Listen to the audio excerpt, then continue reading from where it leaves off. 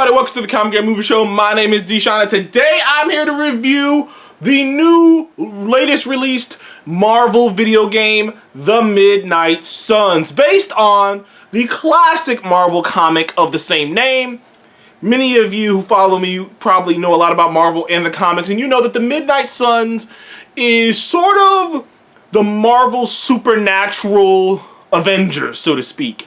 DC has Justice League Dark, which consists of like guys like Constantine, Zatanna, people of that. And Marvel has the Midnight Suns, which usually consist of our more supernatural characters. You know, Ghost Rider, Blade, sometimes a Moon Knight, Doctor Strange, you know, characters along those lines. Characters who deal in the supernatural area of Marvel is the Midnight Suns. And for years for years, there hasn't really been a ton of comics about them. There has been comics, a few comics, but they haven't really been like, let's say like prevalent in a while. Like even right now, if you go on Marvel Unlimited and type in Midnight Suns, like you're not gonna see like a laundry list of comics like you would if you typed in the Avengers or the Fantastic Four or the X-Men or even the Guardians. The Midnight Suns is not one of the best selling comics, so to speak. So a lot of people don't know about them. Now, there are rumors, and most likely, that Marvel is looking to do a Midnight Suns movie one day, or a show. So, it's very in line that this video game happened to be coming out. Right now. This game has been in the works for a little bit. There were rumors and trailers. A few years ago now, ways back, Disney/Marvel kind of announced that they were going to license out all their stuff to different companies. Like they weren't going to have all the games made by a company that they have more stake in. They're open the floodgates, and any company who wanted to and was willing to pay for the licensing can make a video game based off of a Marvel property. Unlike DC, which most DC games are made under Warner Brothers Games. Warner Brothers, gaming, which they have titles under there, obviously, like the guys who do Mortal Kombat and stuff of that nature. But Marvel's a little bit more open. Now, granted, two of their games were made with Square Enix, being the Avengers and Guardians, two very wide-ranging different effects. Guardians of the Galaxy was one of the best games of last year. It was phenomenal. It was fantastic. I absolutely love that game. But then I heard about this Midnight Suns game. It was announced kind of out of nowhere, and it's being worked on by the guys who work on XCOM. Now, I am not a big XCOM player. I never really played it. But I know XCOM is kind of a strategical game, a battle situation strategical game. So I was a little worried about it. And I really didn't. And once I had heard who it was made by and what they were going for, I was nervous. I didn't know what this game was going to be. And in the end, in that kind of category of strategy games isn't always my cup of tea. Don't get me wrong, I can play a strategy game every once in a while. Seth will probably comment in this comments below that I once played Stellaris, which is a real grand strategy game to the point where I was like, it's not like, most strategy games like that aren't really there really isn't a way to beat it so much as you just survive it, and I survived for an extended period of time in that game. So I have played strategy games, but typically it's not my cup of tea. But what made me want to get this game is some of the stuff I heard about it. Is that I heard about the story, and I heard about the characters and the interpretations of these characters. And so I decided to give it a shot, buy the game. And I gotta tell you guys, I think it's a really fucking good game. I think it's not perfect. Like, obviously, it's one of those games, it's not gonna be for everyone, because not everyone because it is a strategy game. Now, it's not an over-the-top strategy game. It's not, it's not like, there are some strategy games out there where you gotta manage like a billion things. It's not that.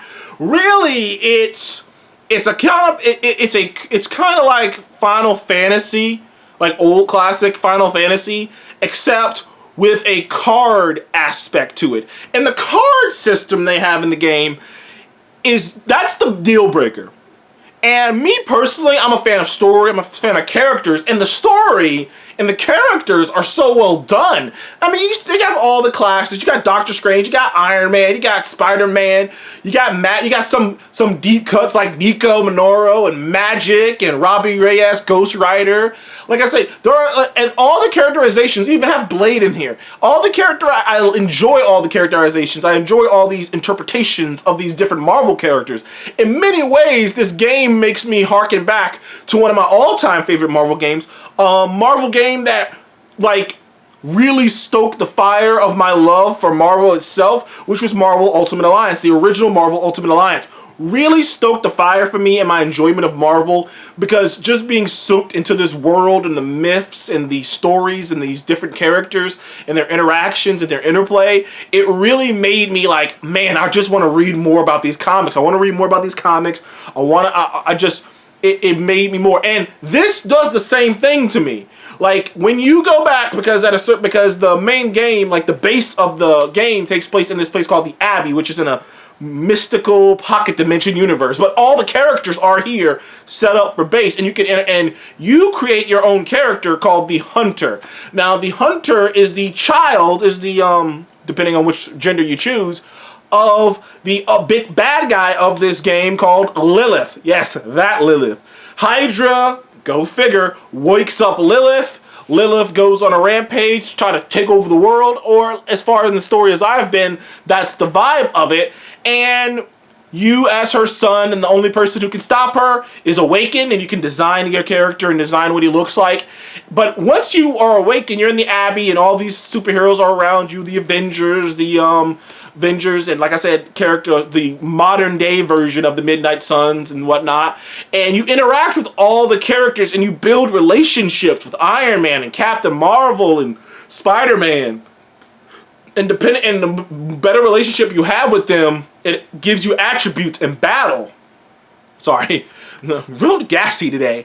And that's such an interesting concept, and that was fun too. And even the Abbey itself is like a mini open world map that you can explore. Now, it's not massive, but there is stuff to explore, and the more you interact with these characters, the more things there is to do in the Abbey itself. So, like, there's stuff to explore even there, but story-wise, it's very juicy. I've heard that it's about a 45-hour campaign, and that's if you don't do side stuff. If you do side stuff, it's about 72 hours. The campaign straight through is about 40 to 48 hours. So there's a lot of meat on that bone for the campaign and story-wise, which is the thing I love the most about the game and the thing that keeps me coming back to playing the game. But the card system itself, while it took me some time to get used to, and it threw me off at first because I'm used to just attacking, once you understand the system, it really takes thought, right? Because different characters have different cards, and you can only have 6 cards at a time to play. You have 3 moves, 3 cards you can place down, and 6 cards at a time. And all the cards are different, and they have applications to the different characters. And all the cards do different things. Some are obviously attacks, some are bigger, some are quick attacks, some are bigger attacks. But you have to know where the characters are lined up. It's like you're playing a human game. It's like you're playing a miniature game of chess. And like I said, it's hard for me to explain the card game. You would have to just like look it up to see it. But the card game itself it's like I said, you have to really think about it, because you have to think, what does this card do? Where will this card move my character on the battlefield? And you also have to think about the battlefield itself, because depending on where the battlefield is, you can do different things. If you're on a battlefield that has a roof, potentially you can just kick the bad guy off the roof and not even have to do anything else crazy. If you're in an environment that has more things to, smack the bad guy into, because one of the big things in this game is that sometimes certain moves have what's the word I'm looking for? Have a mechanic where you hit the enemy so hard that they go forward. And if there's something or someone, they'll do extra damage to themselves or do damage to the person. So sometimes you have to line yourself up perfectly to take out multiple bad guys at the same time. And you have to really pay attention to the angle. Sometimes you have to pay attention to where you, because when you do a move, it'll place your character in a certain spot on the battlefield, and you have to pay attention to where you're placing your characters, because later on in the game, it's not just the enemies on the field you have to worry about. Later on in the game, there's explosions going off. There's helicopters shooting down explosions that have blast radiuses, and you have to pay attention to those blast radiuses and don't accidentally get your character blown up because you weren't paying attention to it. It's a very, the battlefield itself is always interesting because every battle is so different depending on who you go in there with, because everyone does different things. For instance, one of my favorite characters in the game is Magic, because Magic, who is, for people who don't know, Colossus's, yes, X-Men's Colossus's sister, who has magical abilities. She joins the X-Men at a certain point. She also appeared in New Mutants, which, to be fair, may not have been a good outing, but Magic appeared in New Mutants, and that she was a pretty decent interpretation of the character. But in the game, she has a move, but Magic big power, one of her big powers is she can open up portals, wormholes. And one of her ultimate moves is everyone in a certain radius gets dropped down into a portal and brought down to take damage. And if you are doing it good enough, you can essentially whittle all the opponents on the field down, herd them into a spot if you can, and take them all out at once. And a couple of heroes have stuff like that, and like qualifications to those things. Of course, characters like Captain America has a strong defense and can buff his defense so that when characters attack him, it's barely doing a damn thing to them. Characters like Captain Marvel have cards that can bolster not only their defense, but make them even hit stronger, and things of that nature. Every character has different things, and depending on how you want to proceed your playthrough and whatnot, is the characters you should pick to take into the certain battle to have those cards be in play. And like I say, it's a very thought-provoking system that they have here that really makes you think. And even to the point where the villains, the bosses, are all different. I'll give you an example. When you fight Venom shows up in this as a boss. Not only is, he has the ability to seal people, to, goop them up so they can't move. But when he goops you up, you aren't moving from that spot until he's downed.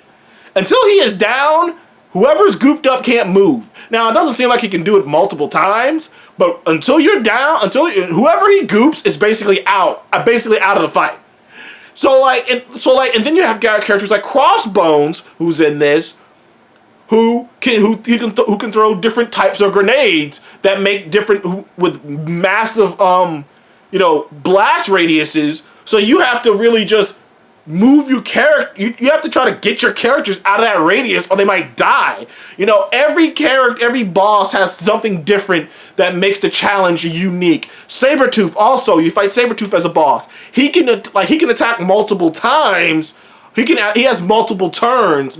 More than one, because you have turns to go about it, but Sabretooth can do certain things. Like I said, the actual combat system is fascinating, and it's a real strategy, and you have to think about it. But the heart and soul of the game that makes the game really, really fun is the story and the characters and the marvelness of it all.